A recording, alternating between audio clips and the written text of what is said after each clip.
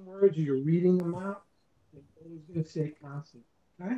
Preguntas, any questions so far? Because we do have a lot to cover before you know, 4 o'clock hopefully doesn't get here sooner. But when we're moving, that's usually how it happens. So, okay, muy bien. So what I'd like to do is I'd like to go back to a couple of things just about the small talk before we get into some concerns about the communicating with our patrons at work, okay, or in our surroundings or in a different environment, okay? So please just give me 1 second. I want to pull up. All right. Janet's saying that I'm unable to share my screen. Is there a way for you to adjust that?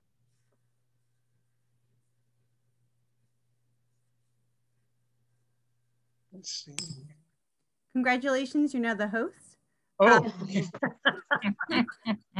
you should be able to share it now. Yep, I got it. Muchas gracias. Thank you very much. Okay. All right.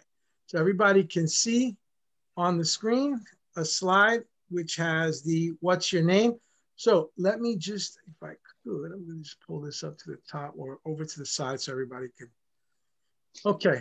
Okay. So let's get started. We were leaving off with interacting with people. So they come up to your registration desk, or they come up to your circulation desk or your information desk. And you're going to interact with them. The first thing we're going to say is, if you know them already, ¿cómo te llamas? If they're a young child, ¿cómo te llamas? ¿Cómo te llamas? Or, or ¿cómo se llama usted? Now that is usually, that's kind of like the rule of thumb when you don't know anybody, you just met them, they're new to the place, you want to make them feel welcome. So just as a courtesy, you say, ¿cómo se llama usted? If you want to know their name.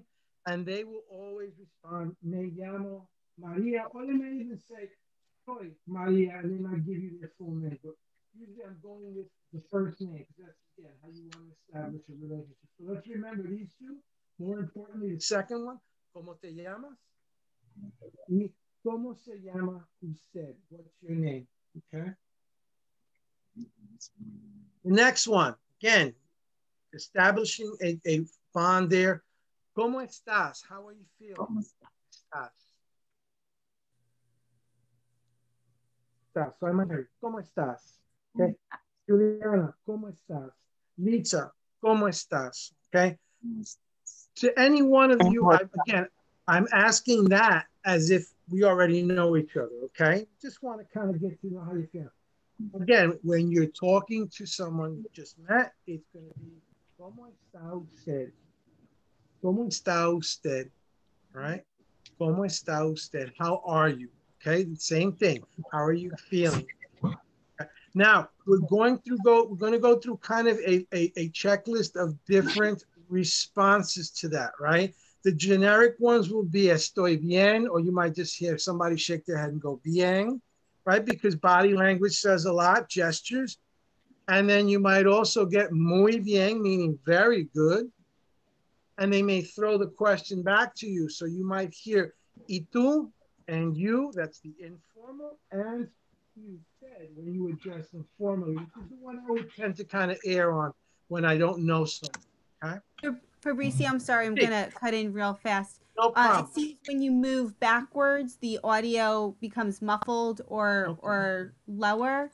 So I don't know if there's a way to adjust that at all. I'm actually, well, I was making adjustments via the via Zoom prior to starting. So again, I apologize. I kind of set it halfway because if it's too loud, then you pick up everything.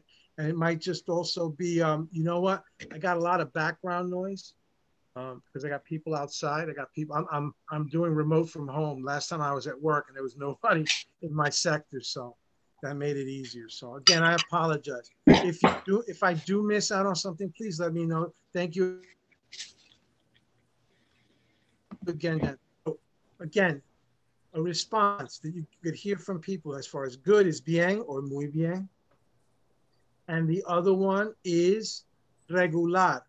And you might see people do this, you know, that little kind of hand gesture, which we could say so, regular. Okay, not great, not bad, regular. That could also be accompanied with the hand gesture and the phrase así, así, así, así, which is very similar to when you hear people say cosa in French or così così in Italian. Are they very much related? Yeah, así, así, así, así. So notice my hand gestures like this, okay? Now we're going to get into talking about how hand gestures can help you keep that communication going too, because again, some things are international and some things are more cultural, okay? So, all right. So everybody good so far? Remember, ¿cómo estás? If you're familiar, ¿cómo está usted? If you're meeting someone.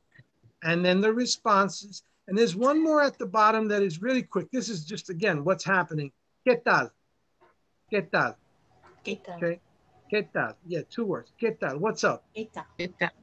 ¿Qué tal? ¿Qué tal? Right? ¿Qué tal? Okay, continuemos. Let's move on to the next slide. Here go a couple of examples you may hear. And for us as educators, as people who are going to be, interacting with people, some of these may be those little flags that give you a heads up as to perhaps maybe get involved. You know what I mean? As what they call as a mandated reporter with certain things. You might notice things with people. They don't look well. They may be showing signs, right? And okay, especially with children and young adults. So please be mindful. Estoy contento or estoy contenta, right? I'm happy. Estoy contenta. Estoy contenta. Okay. Yeah, I'm happy. Okay? So someone asks you, ¿cómo estás? Or ¿cómo está usted? Estoy contenta. You might want to put 2 thumbs up, right? Or just give a smile, right? And you've heard feliz, right? With Feliz Navidad, Feliz Cumpleaños. I'm happy. Same thing as contento y contenta. Now, for the ladies, you're going to use contenta if you're saying that. Okay, that's the feminine form. And now the next one, estoy enfermo or enferma. That's not good. That's sick. Okay. If someone's letting you know that enfermo, enferma, that's where you want to start showing concern, specifically now when people are slowly starting to come in, all right? And they're very, estoy enfermo. That's sick. Okay, not feeling well at all. And you'll see visible signs sometimes. So. Estoy mal or triste. What's the difference between these two, mal and triste? Mal is just bad, okay? It could be in a bad situation, in a bad mood. Triste, that's sadness. And you could tell by the example I've given, right? Triste, triste, sad, okay? Estoy mal, estoy triste. Now here's one that you'll visually see either physically or perhaps emotional signs. And this is a key. Estoy herido. If someone tells you estoy herido or estoy herida, they're not in a good place, okay? Either physically or perhaps emotionally, okay? Because something might be going on. So we do want to be mindful of that. Again, we are not psychologists, but human nature lets us know when something just doesn't look or feel right, correct? So, and if we do see certain things that are out of place, it is part of our job to be on top of that and do the right thing. Again, without putting ourselves in a bad position, and that's always a judgment call. But pretty obviously, if you could see someone tells you estoy herido, estoy herida, they need help. Okay, that means that I'm hurt or I'm hurting. Okay. Estoy herido, herida. Oh, estoy cansado. Estoy cansada, tired. Okay. And I'm sure after a long day, everyone, you're going to have that come out eventually if someone asks you. So they might say to you, Jen, ¿cómo estás? Oh, estoy cansada. I'm tired. Okay. The next one, estoy enojado or enojada. You'll see that. Okay, someone is not happy. They're very angry right now. They're agitated. Okay. Could be frustration, could be something under the surface, but when you hear enojado or enojada, not a good thing, okay? So tread lightly, but, you know, keep an eye on that. As we like to do this in Spanish, this is a phrase we go ojo, right? Ojo, which means eyeball, right? Be mindful of these things. Estoy enojado, estoy enojado. Okay. Estoy avergonzado or avergonzada. You might not hear this very often because oftentimes the body language will tell you somebody's embarrassed, okay? You may have had somebody who accidentally knocked something over in your place of work or did something they weren't supposed to, okay? Estoy avergonzado. Okay, estoy avergonzada. I apologize, there's a typo there. There's an A that should come after the zeta, una A, but avergonzado, avergonzada. Okay, that's embarrassed. Okay, please don't listen to someone if they tell you estoy embarazada. They are not embarrassed, they're pregnant. Okay, that's a false comment. Avergonzado, okay? Estoy confundido and estoy confundida. I'm confused. Okay, and this will happen specifically when there's that little bit of a language barrier. Okay, confundido or confundida. And this may be followed up, or you might preface this with the question, comprende?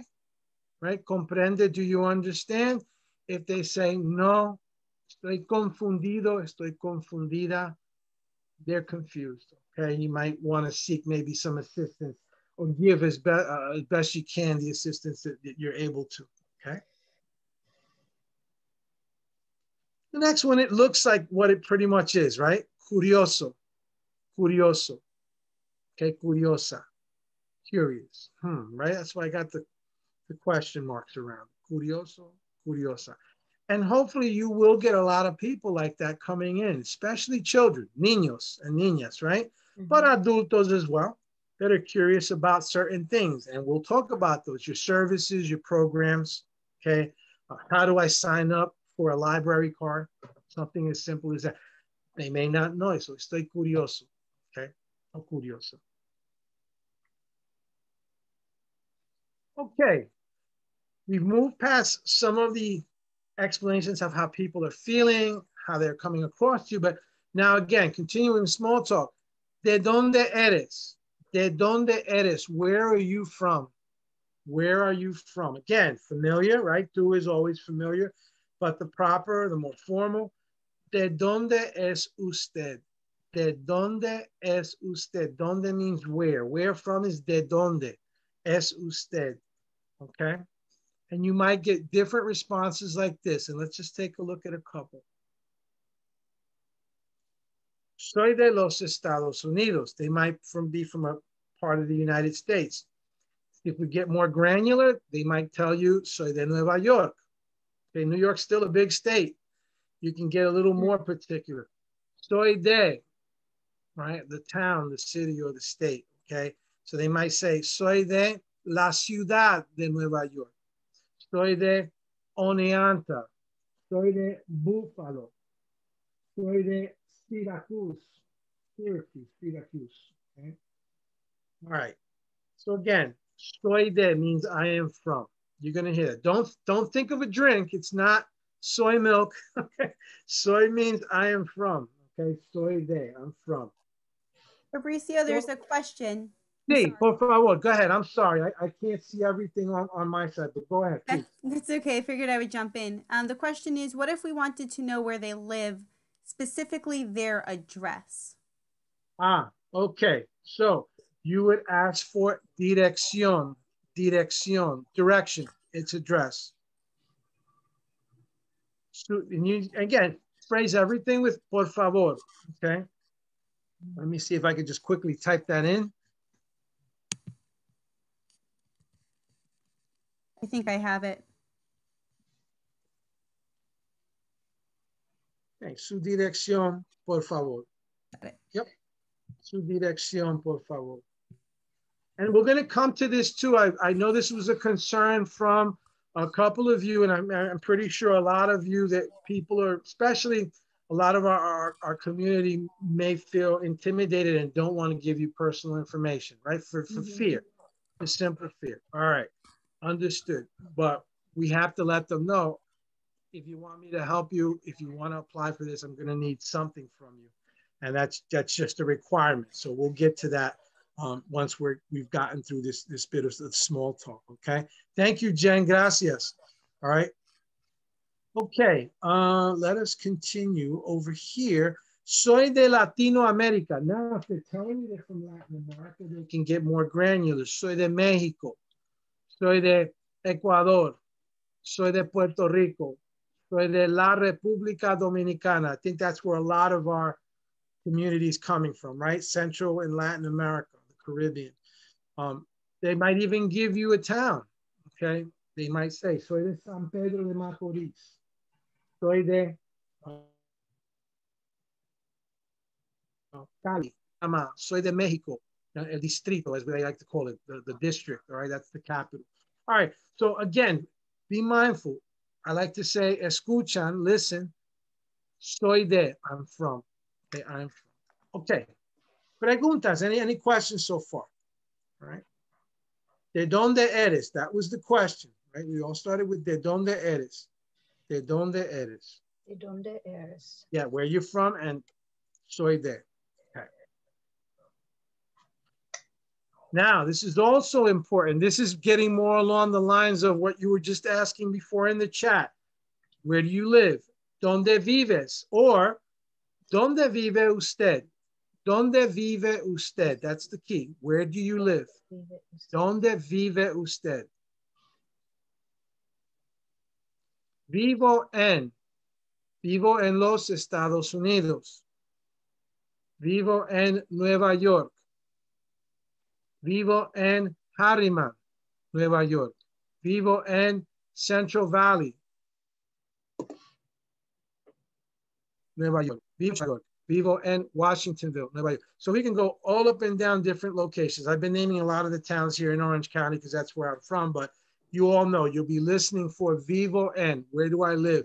Okay, and if you ask, su dirección, por favor, they will give you that. They might even preface it with, well, vivo en, 540, 540, la calle, or, something street. They may even just use street, avenue, way, lane, okay? And again, we're going to get to having you listen, and there's a couple of little, again, hand gestures where if you do not comprehend, we're going to ask them to please slow down. Okay, that's very key, okay? Vivo en, I live in. So the other one was soy de, I'm from. Vivo en, I live in. Vivo en, right? And the question was, ¿dónde vive usted? Okay, continuemos. Sí, Juliana, es un día largo. It's a long day. I totally understand. I'm trying to keep it lively. Okay, what do you do for a living? Okay, again, get to know the last section of our small talk, okay? ¿Cuál es tu or su profesión? Let's stick with su profesión, especially if you don't know the person. ¿Cuál es su profesión? ¿Cuál es Soy tu maestro. Yep. ¿Cuál es su profesión?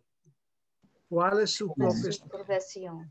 What do you do for a living, right? ¿Cuál es su profesión?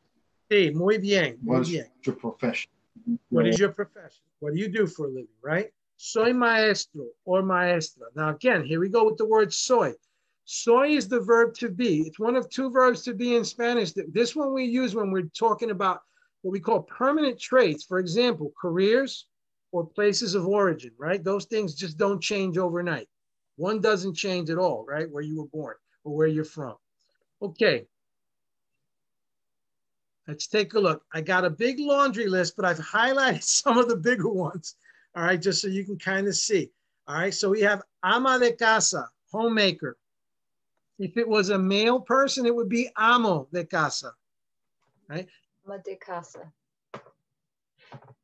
Literally what it means is the house, okay? Amo de casa, ama de casa, right? Bombero, firefighter. I highlighted these because these might be very important ones you need to know if you need to ask if they need help, right? Someone comes running in, doesn't speak English, and they're down the block and something's on fire. You want to call who? Bombero, right? fire department. So if you hear bombero and fuego, that's not good. Okay, bombero. All right. Doctor or doctora, dentista, enfermero y enfermera, nurse, médico or médica, medic or a doctor, policía, and técnico or técnica de emergencia, that's your EMT. And then I have a list of other ones that may be common jobs in your area. And if I've missed any and you have a question for me, by all means, please ask and I can get that for you. Okay, but what do you do for a living? You're going to hear soy. So if a woman with her children walks in, limited, very limited English, but you ask them, ¿cuál es su profesión? Soy ama de casa. Right off the bat, you know they're a homemaker, okay? Ama de casa. Or they could be babysitting. So, all right, that would still count, all right? Preguntas, any questions so far? Everybody good? Okay, I know it's a lot of information, but I've tried to provide you with something to have as a reference, okay? Because now I'd like to kind of get into what they call the meat and potatoes of what we need to do to better interact with our patrons, okay? All right, so let me just pop out this.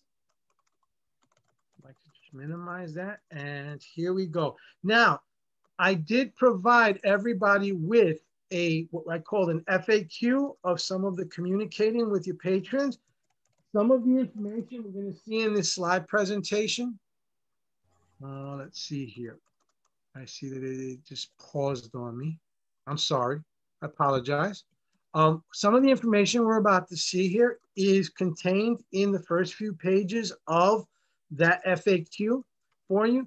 But this one is going to be interactive, and I'm going to walk you through on how to use it, because you could always have this open just in case you get that situation and you don't have that guide with you ready, okay? So let's see if we can take the remainder of the time to go through this and provide you with some kind of a tool to help you get through any interactions that may come up, all right? And again, stop if anything clarified, all right? I would appreciate that. All right, here we go. Oops, that out. That. All right. All right. Everyone can see me now. I'm going to try to see if I can pull up this next slide deck. All right. So hopefully everybody can see a slide that says communicating with your library patrons. Okay. Excellent.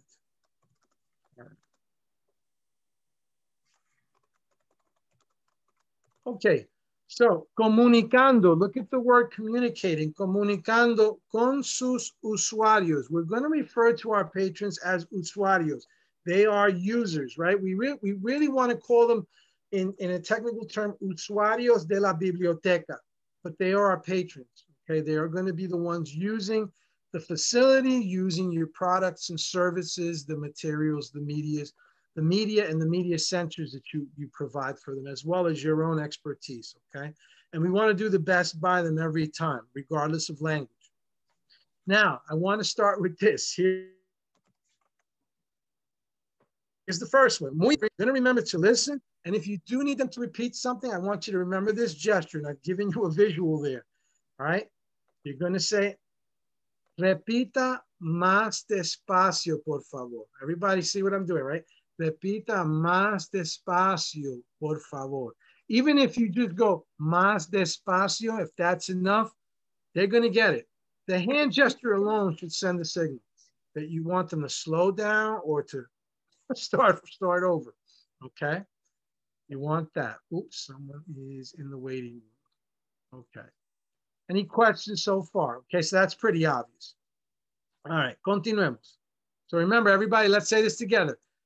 Repita más despacio, por favor. Repita más despacio, por favor. Por favor. Sí, muy bien. And the key is por favor, right?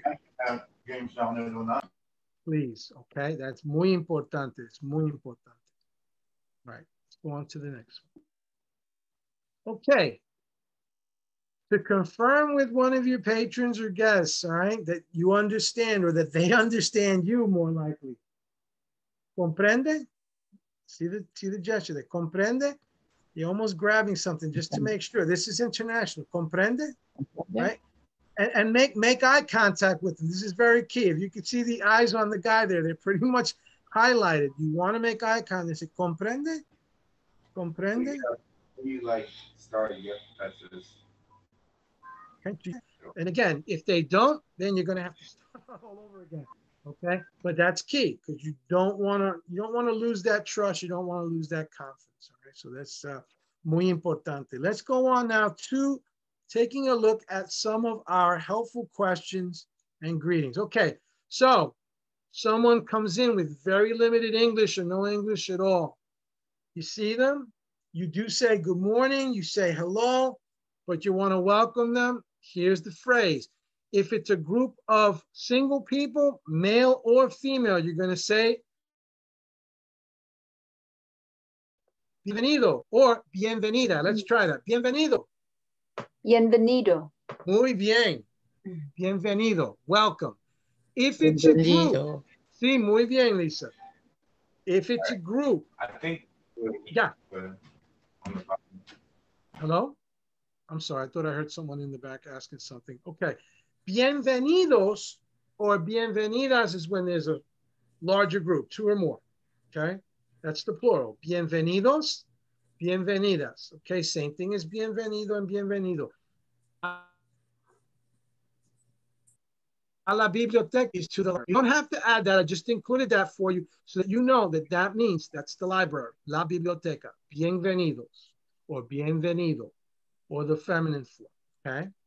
Now, this was a question that came from one of your classmates here. All right. Let me show you around. Let me kind of show you where something is at. Okay. When they come in. Déjeme mostrarle. Okay. ¿Dónde está or están? Okay, now listen to me again. I'm going to repeat that. One person, you and that person coming in. Bienvenidos. Okay. Déjeme mostrarle dónde está, where something is. Now, this is the response if you are showing them where something might be. And again, you might want to do this, right? Invite them to, again, come with you safely, at a good distance, but to follow you. Déjenme mostrarle, let me show you. Or déjenme mostrarles when it's a group of 2 or more. All right.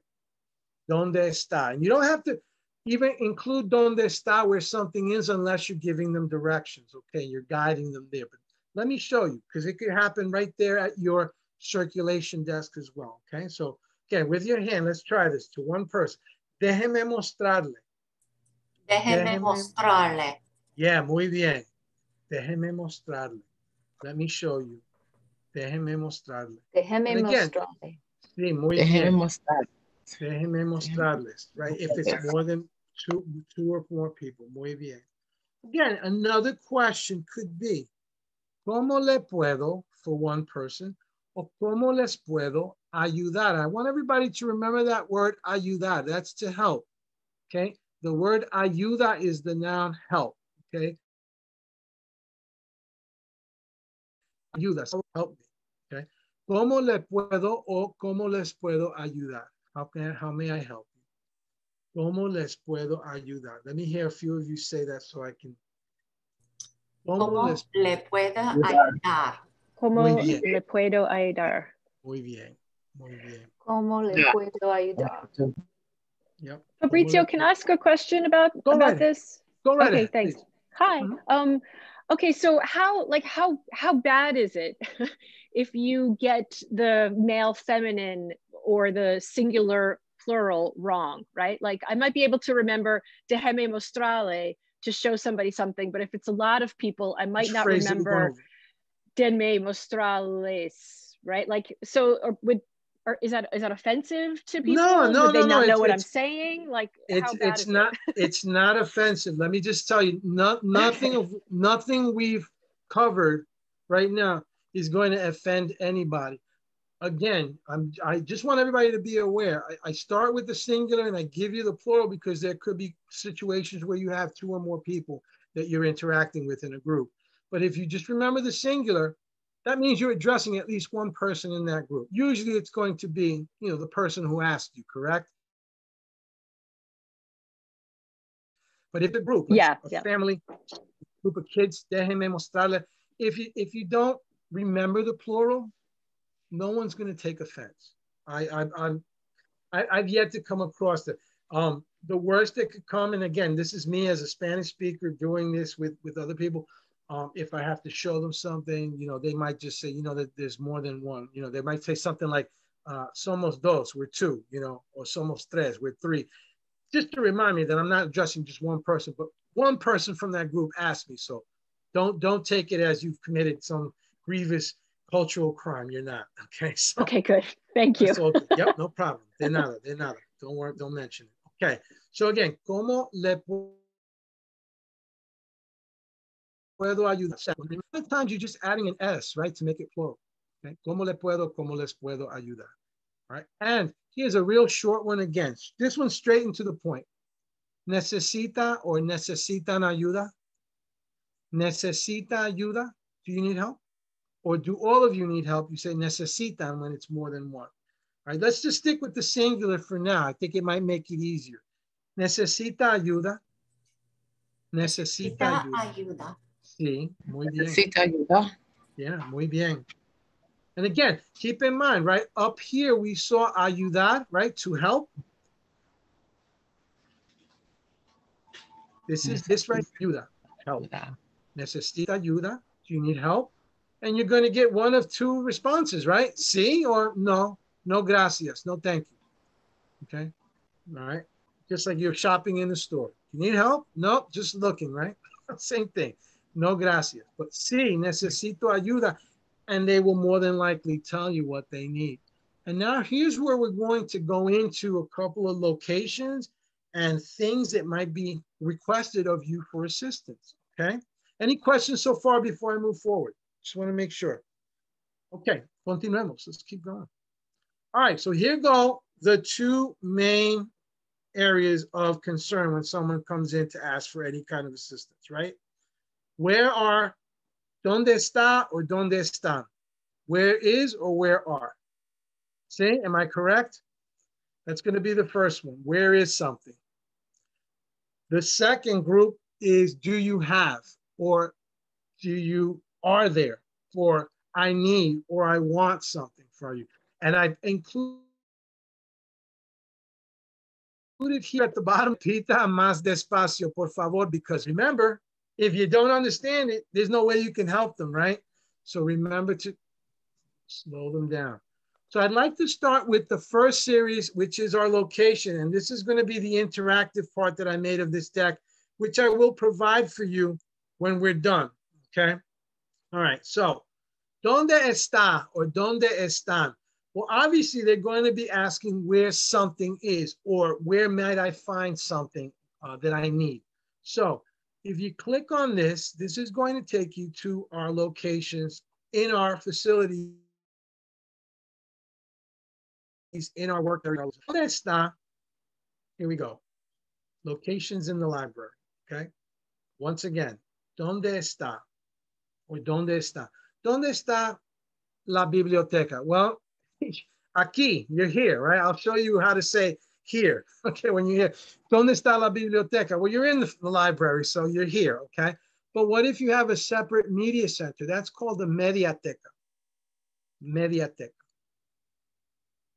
You have a children's library, it's la biblioteca de niños y adolescentes, right? Because you have them for your smaller children and your young adult. And look at the words again. Remember we started off with cognates? Some of these should jump right out at you, right? Especially the word adolescentes. You're thinking what? Right? Adolescentes, right?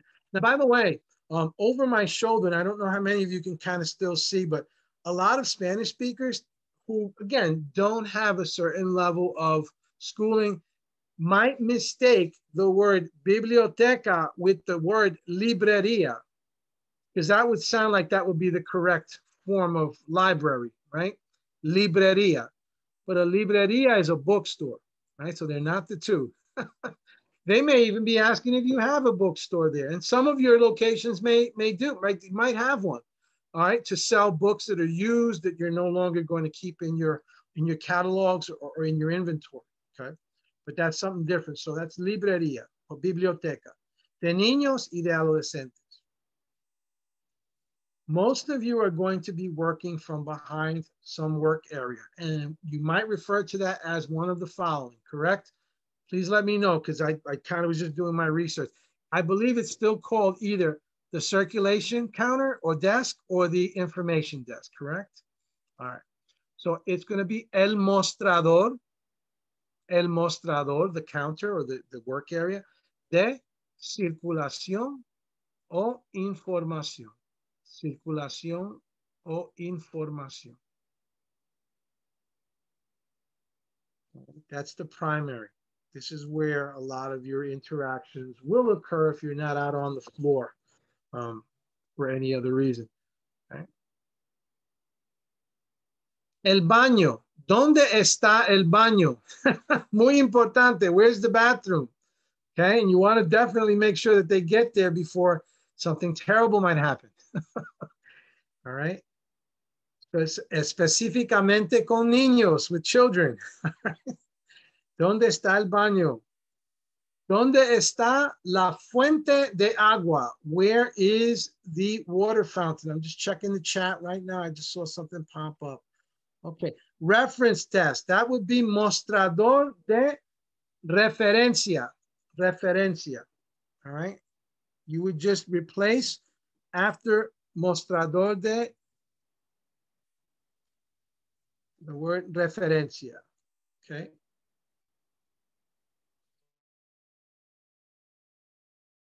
Okay, muy bien. All right, let me see. Just want to make sure. Okay.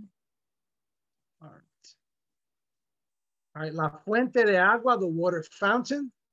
And then we have three more here. And these next two contain two locations which you want to guide people to, which is why I included the word tome, means to take. And this is the command. Tome el ascensor, take the elevator. Tome el ascensor. And then we'll talk about what floor or what level. Tome las escaleras, take the stairs. El ascensor, think of the word ascend. And escaleras, stairs. Y la salida. La salida is the exit, okay? To me, more important than anything, because in the event of an emergency, this is where you want to point to, all right? You want to point to la salida. If you want someone to exit the building or a group to exit for whatever reason, hopefully not for an emergency, but if they need to be able to get out, la salida. Okay, ¿dónde está la salida? Where's the exit? You point to it and you say, all right, let's take a look at some of those prepositions then of when you're giving the responses to say está, it is, all right? This is where something is. Let's take a look. If you click on this where it says locations, we just came from the questions, ¿dónde está or dónde están? Where are these places? Here's your response. All right, está, all right? It could be it is or even he or she is, all right? ¿Dónde está? ¿Dónde está? Está or están, they are. And we're going to get to that in a second, in a location, but all right. For example, ¿dónde está el baño? If the bathroom is straight ahead or if the place you want to send them to is straight ahead, you point and you say, hey, cigarette, go straight ahead, okay? Now, if something is in another location and you're not going to tell them to go straight, you're going to say está, it is aquí, here, allí, there. And you could point to where there is. If you need to tell them where it is, to the left, to the right, this was a question that came up. Está a la derecha, it's to the right, okay? Está a la izquierda. It's to the left, and I should be remembering. I'm watching a mirror of myself, so I'm pointing to my left when it should be my right. I apologize. Fecha, to the left, to the right. A la izquierda, to the left. Okay? I feel like I'm about to break out in song, right? To the left, everything you own in a box. Muy bien. All right. So far, so good. So remember, you're responding to ¿Dónde está? ¿Dónde está? One of these locations. Now, what if that location is not one of the ones we listed? We will get to that in just a second, and I'll show you where we find that. But cerca de is a preposition to say está cerca de. If something is next to the exit, está cerca de la salida. Okay, está cerca de la salida. It's next to the exit. For example, you might have a water fountain that's near there, right? Or you might have a certain section that is near there. Right? Al lado de. Here's how I teach my student, right? In 7th or 8th grade. Ready? Take your hand, one of your hands, and do this with me. Ready? Here we go. Ready? Al lado de. Al lado de. Right? Delante de. Detrás de. Okay. Let's try that again. Ready? Al lado de. Delante de. Detrás de. All right. Reason I'm doing this is because what? Your hand is where? Al lado is on the side or next to, right? Next to your face. Delante de, in front of, right? Delante. Detrás, behind. Okay. And I'm using the phrase de because you're going to be telling people where something is located to. So for example, let's say your reference section, right? ¿Dónde está la zona de referencia? O ¿dónde está el mostrador de referencia? Where is your reference desk? Okay. Está allí. It's over there, but they don't know. You tell them, siga recto. Go straight. Está al lado de el fuente de aguas, right? It's next to the water fountain. Okay.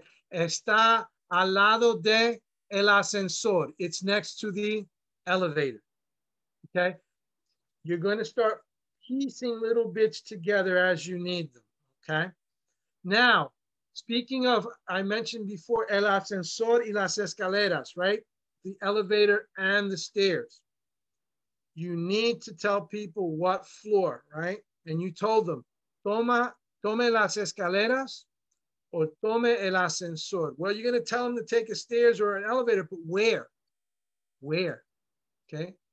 Tome el ascensor you're going to say al nivel, okay, or al primer, segundo, or tercer piso. I just want to clarify on something here.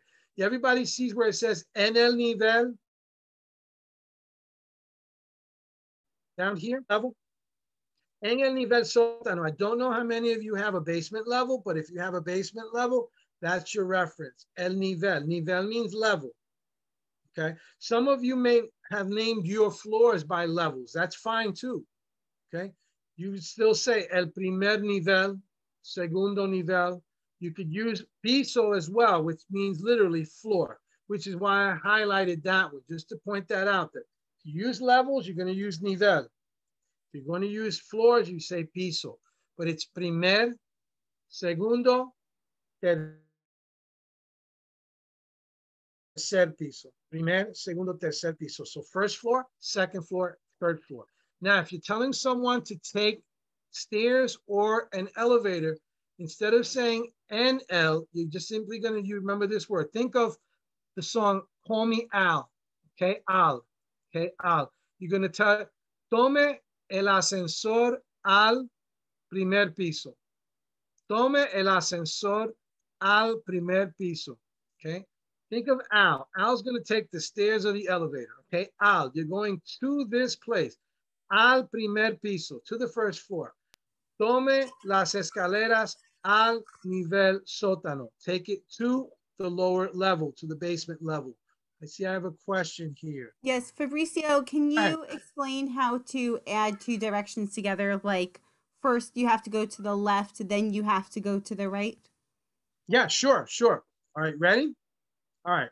So you tell someone, you want to get them to a place, wherever that place is. You say, siga recto, Después, afterwards, after that, después, después. A la derecha y después a la izquierda. Use después to say and then, and then. All right, so let's try this again. Go straight, make a left, and then a right. So you go siga recto, después a la izquierda, y después a la derecha. Now, if you want them to go straight again, you just go. Here's an example. Go straight, make that left, right, make a right. Again, siga recto, después a la izquierda, siga recto, y después a la derecha. Okay, después, después. Thank you. Can you also No problem. tell us, how do you say like upstairs or downstairs? Okay, well, upstairs would be arriba. Arriba. Arriba. I'll write that in for you. Give me a second. All right. So arriba, it's a double R.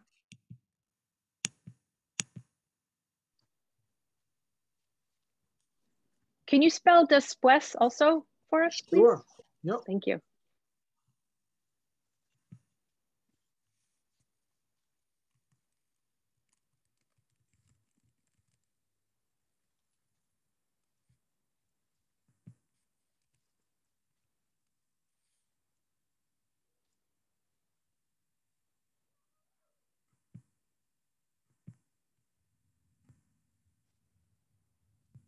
Okay.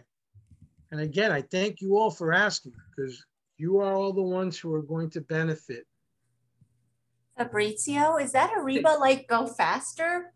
No, arriba is upstairs. So what is arriba, arriba? Isn't that faster, faster? Or am I thinking of different?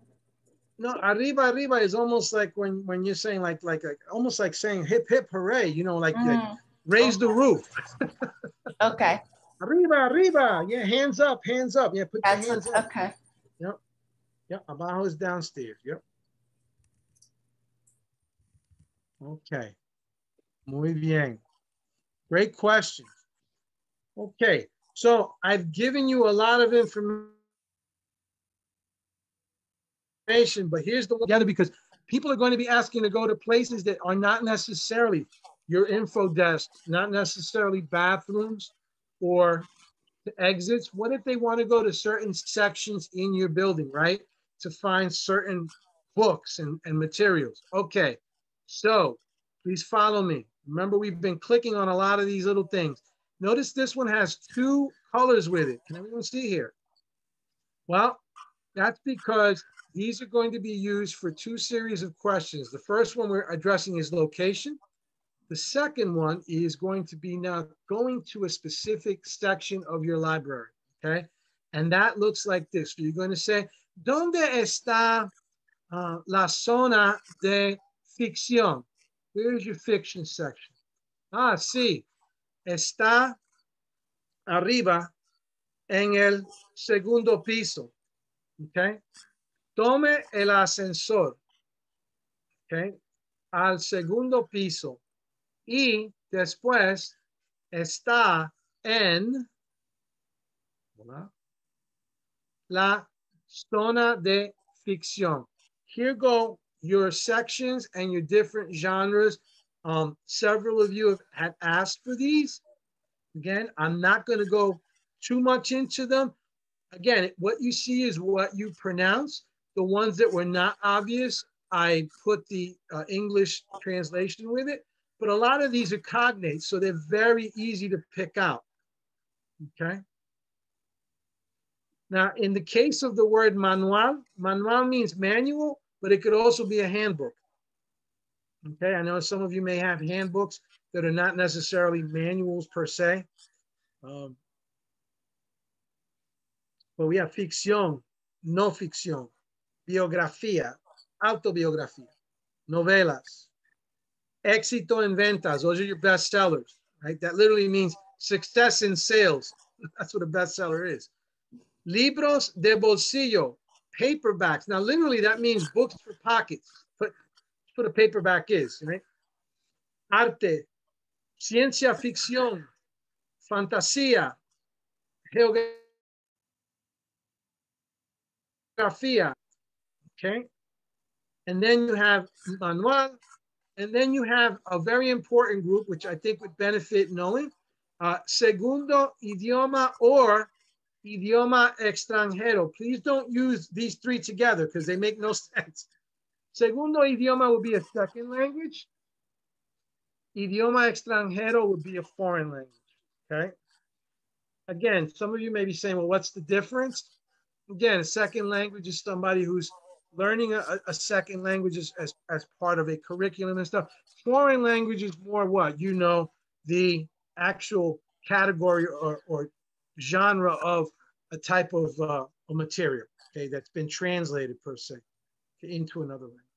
Tecnología tradicional, romance, novelas gráficas para los adolescentes, right? More so for your teenagers and people like me. I love reading good graphic novels every now and then. Viaje, travel, referencia, autoayuda or your self-help books, and publicaciones, periodicals. Those include your magazines, your trade publications, your newspapers, okay? And then, of course, libros and disco compacto y DVD. We say DVD, okay, DVDs. Some people might say DVDs because they've been very Americanized, but DVD, okay? Hola. Juliana, looks like you have a visitor behind you. That's all right, 2 for the price of 1, that's what I say. Excelente. Muy bien, okay. I know it's a lot of information. There is a question that came through. Let me see. The placement of the word new. So would that be in front of or behind the section name, for example, La Zona de Ficción Nueva? Correcta. Yep, that is correct. Yep.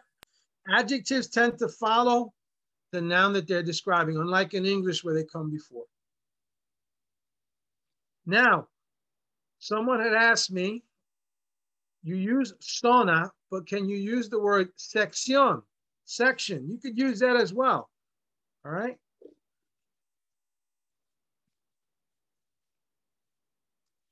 I'll type that in so everybody can see. You can choose to use either one. So if someone doesn't say zona and they say sección, don't think that they're saying something inappropriate. They're asking for a section, okay?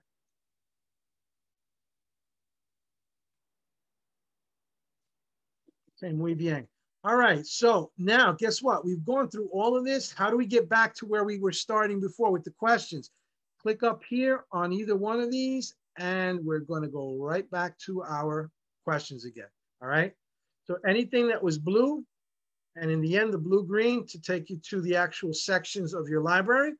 Click back, here we are now, and here's the next one. And this one here is a lot to cover, which we will definitely get into next class. Want to let everybody know before we get into this for next class, we're going to be dealing with a lot more information, dealing with specific situations, okay? Like for example, do you have applications? Do you have registrations? And you're going to be asking for things such as necessary items, names, addresses, and specifically forms of ID, correct? Which some people may be very hesitant to give you. But you have 2 specific responses you're going to need to use to let them know that without these pieces of info, you can't go forward and you may not be able to provide them with the assistance that they need, okay? All right, but we're going to pause right here for just a second. There is one thing I did want to share with everybody. So let me just come out of this for a second. In the FAQ that I gave everybody, I would like to share something with you. All right. And you don't have to worry if you don't have it with you. That's perfectly fine. I did want to share with you that a couple of the questions that some of you posted through Jen, I did address. Yes, please let Jen know if you did not receive the document. But the FAQ guide looks like this, and you're looking at some of the vocabulary that we've covered and that we still yet to cover, okay? But down past the, I'm just scrolling down, apologize if I haven't gotten to everything. But down here, past the vocabulary and the interactions, some of you had questions like the following, and I want to address just a couple as we wrap up here. I did get a question concerning how to communicate with patrons regarding the COVID measures, masking, social distancing, and vaccines. I put together a very concise statement for you to share with them. And you can actually copy and paste this and put this up as, you know, kind of a reminder to them at your desks throughout your facilities so that they can read, and hopefully they're aware that they must also follow as far as the masking and social distancing to keep everyone safe. I've also provided with you a link from the CDC that you can get more information if you want to cut and paste for them. So it's available in English and in Spanish. This is the Spanish side. And also there is the vaccination guidance in Spanish with the number for people to call, all right? Because they may not feel comfortable sharing with you some of the information, okay? And for all of you, this is the beauty of YouTube. YouTube does provide you with some pretty decent stuff every once in a while, not just mindless stuff that you want. I found 2 links that have, for those of you wishing to learn more, actually are 2 lessons by a very nice teacher who does 2 half-hour sessions on talking about COVID in Spanish. So vocabulary and cultural terms regarding the coronavirus, and also just sickness verbs in Spanish, okay? And she's very engaging, all right? So I just want to pass that along to you. And also, in the next few sections, I have provided here certain, I can say, program topics. Some of you may be asking, how do we also provide them with information on the types of programs that we offer, some of the topics, even if that is on Zoom, and we'll get to that in a second. But here is your list of all the different types of clubs and activities you may be offering, right, in the future or have offered in the past, right?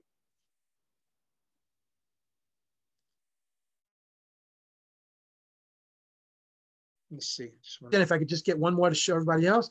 There's also here something I put together for you to share regarding your presence in social media, whether it's Facebook, Twitter, Instagram, or Snapchat. And again, you can cut and paste this or get rid of it, whatever you need or don't need. And then right here, you would insert your library link, all right? It's already been translated for them to share. So perhaps you might want to share this online with whoever your webmaster is, okay? Whoever's doing that to support. And here's more, not on YouTube, but these are actually just 56 words for the savvy learner. These are all basically dealing with social media and also internet terms, because that was also something that started here. A short statement on how to use Zoom with a very good, to the point video in Spanish. It's not being done by any schools. I tried to avoid using school or organizational. This is just a group of parents who put together something to show their members how to use Zoom in Spanish, okay? And that's there. And I put a couple of additional resources. And Jen, to wrap up here, this one at the very end, I want you and everyone else to take a look at. This is what I call an exemplary Multnomah County Libraries, Oregon. I'm not going to take more time on this, but please take a look at it. It just blew my mind how much they covered pretty much everything you were asking for. Services, programs, registration, okay? It's all there. And it's not only in Spanish, I believe it's also in Vietnamese, Russian, and Chinese. So they've covered their bases, right? Just something to kind of chew on and get some ideas from. So All right, let me see just what's available on the chat. I thought I read the link. Is we bad? Yeah, we are bad. Everything that you do is right on. No, you're all on the money. Thank you so much. Again, any questions, please feel free to reach out via Jen. I will provide, after we're all said and done, I'll give you a link if you'd like to reach out to me personally. But I thank you for your time. Jen, thank you again for letting me share what I know. And hopefully we'll build upon that for next week. Okay. Muchas gracias. Hasta luego.